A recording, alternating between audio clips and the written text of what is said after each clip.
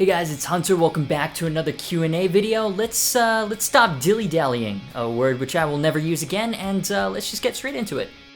What's the purple guitar you use in your intro? Sorry if you covered this in a Q&A. Haven't covered it before, so let's cover it now. That is a Chibson Les Paul that I don't use anymore because it sucks, and so now it lives in a closet where it belongs. They did an awesome job on the colors, but the poly finish seeped into the truss rod cavity, so now it's completely unusable. Don't buy Chibsons, guys. It's a crapshoot, and if you get a bad one, which is a very real possibility, you're stuck with it. If you could choose 3 guitars that you've reviewed, which would you pick? I guess the demos are the ones that I currently own don't count. Otherwise it would be the ESP Eclipse 2, the 72 Les Paul Custom, and the Epiphone G400 Custom. If it's the ones that I've done recently through Sam Ash, the LTD BK600 is definitely on the top of that list. I thought that guitar was amazing, so comfortable. Then the Gibson Les Paul Standard 2017 T. The blueberry finish is gorgeous and it just played so well. Then probably the Hafey 7-string. I know a lot of 7-string aficionados hate the 24 3/4 inch scale, but as a 6-string Les Paul player, I thought it was really comfortable. And it was something different with the 7 strings. It was just a lot of fun.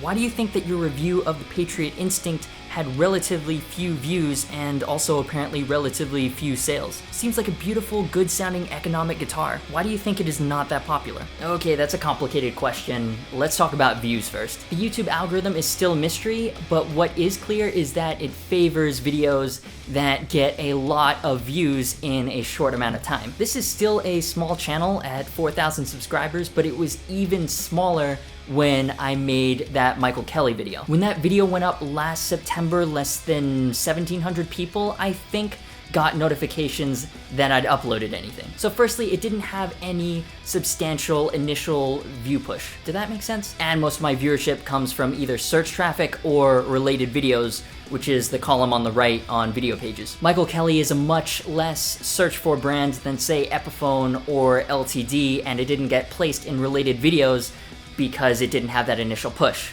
hence the low view count. As for why it's not as popular as other brands, guitar is a very competitive niche market. Michael Kelly doesn't really spend money on traditional marketing and they aren't stocked in national retail chains, which works great for their direct sales model, but kind of limits their presence. They're really nice instruments, they just don't have the romantic quality, I guess, of a Gibson Les Paul. As I mentioned, they sell direct, which is partly how they keep their prices so low, and confusingly, that's both a selling point and something that puts people off. There's this kind of traditional mindset when it comes to guitar that you get what you pay for. So when you have this gorgeous looking guitar made overseas selling for $500, there's this kind of assumption that creeps in that corners must have been cut somewhere when it comes to quality. They use Rockfield pickups and generic hardware, which are fine, they just don't have the same name value as, say, Duncan's or Godot. It makes a lot of consumers think that it's too good to be true.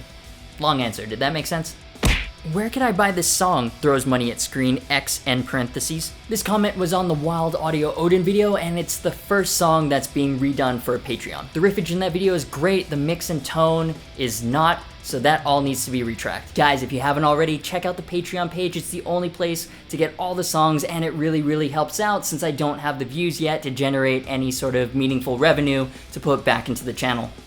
People seem to want negative reviews. As a compromise, how about you have a conclusion at the end of each video where you highlight the good points and bad points of the guitar? Yeah, so I think this was misinterpreted by a number of people when I said in a previous Q&A that the reason there aren't that many negative reviews on this channel is because I don't want to go through all the effort of acquiring and then spend the 20+ hours required to make a demo video of a piece of gear that I don't like. My main point was, if chances are I know I'm not gonna like it, I'm not gonna do it. That being said though, if you guys request something or I buy something and it's crap, I'm going to tell you that it's crap. You know, I'm not gonna lie and say something's awesome when it's not, or vice versa, and I think so far I've done a pretty good job of staying fair when it comes to my opinions about the gear on video. Like with the Gibson Les Paul Standard 2017 T, the top is really nice, but the knobs are ugly and the pickups are weak.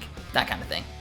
Have you thought about contacting Fluff for Riff Wars? Nah, dude, I'm pretty sure that Riff Wars is one of those things that you get invited to do, you don't ask to do it. I'm sure Fluff gets requests from people all the time, and I don't want to be one of those guys. I also need to practice a lot more before I embarrass myself in front of that many people. Alright, that's it for this Q&A. I'd love to hear your thoughts on anything discussed in the video, so feel free to leave them below. If you've got any questions for a future episode, you can leave them in the comments, tweet them at me, or send me a message through Facebook. As always, thanks so much for watching. You've been awesome, and I will see you for the next video.